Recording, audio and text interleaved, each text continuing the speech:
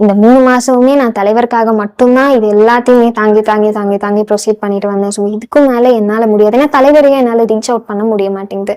So அதனால கடந்த 3 மாத காலமாவே தாவேக்கால மாவட்ட நிர்வாகிகள்னால ஒரு பயங்கரமான டாமினேஷன் தான் ஃபேஸ் பண்ணிட்டு இருக்கேன்.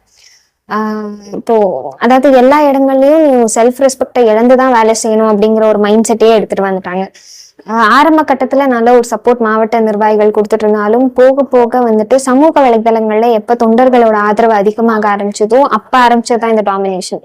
எனக்கு கஷ்டமா இருந்தது ஏன் மாவட்டத்துல இருக்கிற நிர்வாகியே என்ன கார்னர் பண்றாங்க அப்படிங்கறதுதான். மக்கள் கூடலாம் நின்று பேசிட்டு இருக்கும் போது நீங்களே எனக்கு சப்போர்ட் பண்ணலன்னா எப்படி?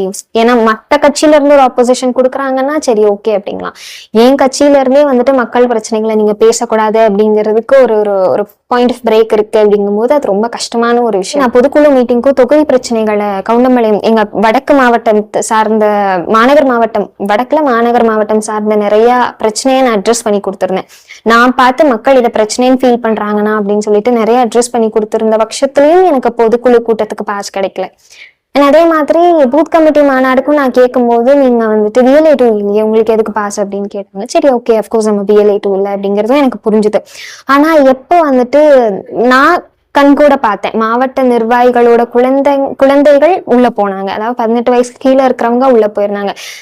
நான் பாஸ் கேட்ட போது நிராகரிக்கப்பட்டதுக்கான காரணம் நீங்க BLA2 இல்லைன்னு. அப்ப குழந்தைங்க எப்படி BLA2வா இருப்பாங்க? அப்ப அவங்கள உள்ள விடும்போது அப்ப நான் வேணும்னே வந்துட்டு நிராகரிக்கப்படுறேன் அப்படிங்கிறது தான் எனக்கு அது ரொம்ப பர்ஸ்ட் அவுட் ஆகிற ஒரு பாயிண்டா இருந்தது. எனக்கு தெரிஞ்சு நிறைய பெண்கள் என்கிட்ட பேசும்போது என்னை பார்த்து நிறைய பேர் ஜாயின் பண்ணாங்க. அதாவது எப்படின்னு என்கிட்ட ப்ரொசீஜர்ஸ் கேட்டு ஜாயின் பண்ண நிறைய பெண்கள் இளம் பெண்கள் இருக்காங்க.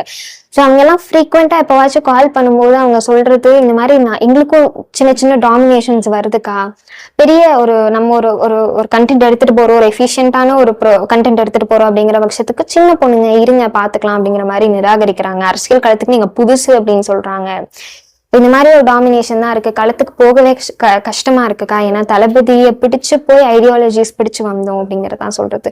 ஸோ நிறைய இடங்கள்ல வந்துட்டு இளம் பெண்கள் நிராகரிக்கப்படுறாங்க அப்படிங்கறதான் உண்மை. ஏன் மாவட்டம் மட்டும் இல்ல, வேற நிறைய மாவட்டங்கள்ல பார்த்தாலுமே இதுதான் நடந்துட்டு வருது. வந்துட்டு வர இளைஞர்களை இளம் பெண்கள், அதுவும் இளம் பெண்கள் பொறுத்த வரைக்குமே அரசியல் களம்னாலே ஒரு ஹெசிடேஷனோட தான் வருவாங்க. வீட்டை எதிர்த்து எல்லாத்தையும் எதிர்த்து வரவங்களுக்கு தாவேக்கா அந்த கழகம் தான் மிகப்பெரிய ஒரு ஃபேமிலியாவும் சப்போர்ட்டாகவும் இருக்கும். ஸோ இங்க அதுவே லேக் ஆகுது அப்படிங்கறதுதான் பெரிய டிராபேக்.